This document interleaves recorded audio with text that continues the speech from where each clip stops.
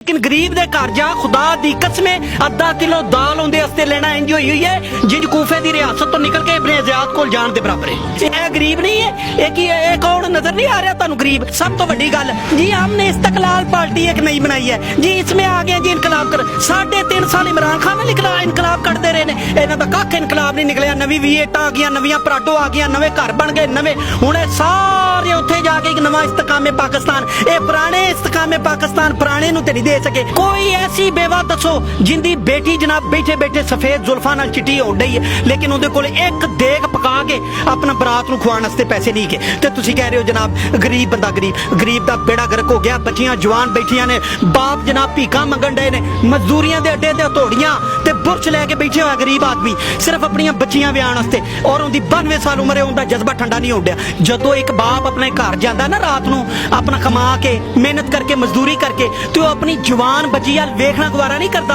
सिर्फ इस शर्म दे नाल कहंदी विआहण दी उम्र है मैं इहनूं कित्थे लैके जावां, किहड़ी जमीन खोदां या किहड़ा आसमान फाड़ां जिथे अपनी बच्ची नूं रुसवा होण तों बचा लवां। और इस जमहूरीयत दी गल करदे हो, खुदा दा खौफ करो, हकीकत दी पट्टी और अल्लाह दे रसूल नूं हाज़र जान के कुछ खुदा दा खौफ कर लो। और ए मीडिया वालियां नूं सब तो ज्यादा खौफ करना चाहिए, हक विखाना चाहिए ते हक दिखाना चाहिए। ए मैंबरां ने पार्लीमेंट नूं गैरत नहीं आउंदी। गरीब दा पक्खा जिहड़ा ना एक यूनिट चलाउंदे ओ गरीब नूं ते नींद आनी कित्थों बेचारे नूं? अद्धा पसीने नाल नींद नहीं आउंदी, अद्धी रात नूं दा पक्खा जिहड़ा ना कैपेसिटर दे नाल किड़ किड़ करदा रहिंदा है। ओ की पता इन्हां लोकां नूं जिहड़े पार्लीमेंट च बैठ के एसी तो उठना एसी च चले जाना, इन्हां ने लड़नी गरीबां दी जंग। इन्हां नूं शर्म आउंदी ही नहीं है बोलदे। गरीब दी ते गल ही ना करो। पूरे पाकिस्तान दे गरीबां नूं सिर्फ 3 रुपए दा नीला थोथा अगले बजट च दिओ, उंजी खाण दे मरन ते तुहाडी जान। सारी पार्लीमेंट सिवाय मजे लेण तो इन्हां कोल काम ही कोई नहीं गा। इस पार्लीमेंट दी इस जमहूरीयत दी गल करदे हो कि एक सिपाही नूं 3 किलो दी जैकेट पवा के अंगूठा छाप मिनिस्टर दे पीछे खड़ा कर देंदे हो कि उनदी सिक्योरिटी दा अपना बंदोबस्त करे।